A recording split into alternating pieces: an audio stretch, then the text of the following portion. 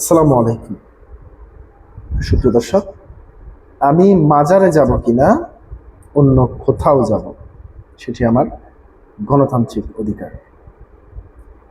এবার এ ধরনের বক্তব্য দিয়েছেন যিনি কবি ও কবি চিন্তক ফারহাদ মাজহার। প্রিয় দর্শক, মূলত তিনি বাউল সম্প্রদায়ের একটি অনুষ্ঠানে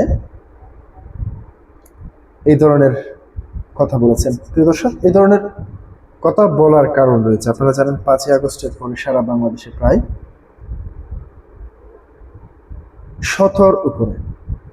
100-এর উপরে মাজারে হামলা করা হয়েছে, লুট করা হয়েছে, অগ্নিসংযোগ করা হয়েছে এবং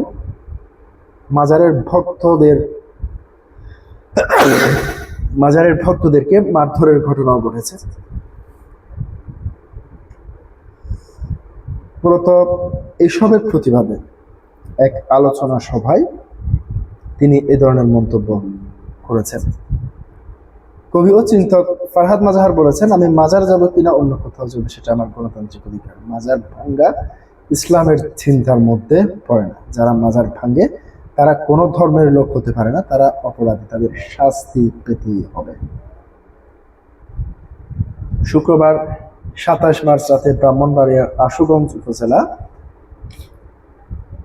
দগরিশা এলাকায় সাধক আব্দুল কাদির শাহ রহমতুল্লাহ আলাইহির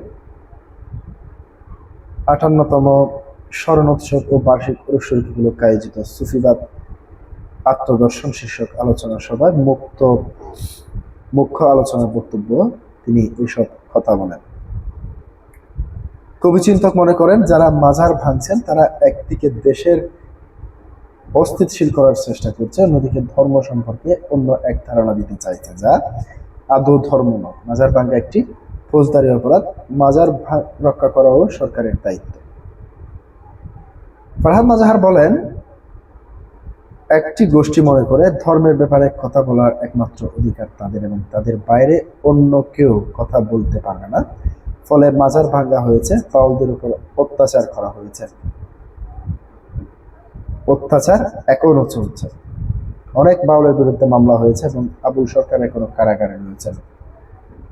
এমনকি সনাতন ধর্মাবলম্বীদের মধ্যে চিন্ময় প্রভু এখনো পর্যন্ত কারাগারে আছেন। এগুলো অন্যায়। এই অন্যায়গুলো থেকে সমাজকে মুক্ত হতে হবে এবং রাষ্ট্রকে মুক্ত হতে হবে। এটি ছাড়া প্রীতি ভালোবাসার সমাজ গড়া তোলা সম্ভব নয়। একই মঞ্চে গত বৃহস্পতিবার রাতে ব্রাহ্মণবাড়িয়া 2 সরাইল আশুগঞ্জ বিজয়নগর একাম শাসনের সংসদ সদস্য ব্যারিস্টার রুমিন ফারহানা বলেন, তার এলাকায় ওয়াজ কীর্তন যেমন হবে তেমনি বাউল গানও হবে।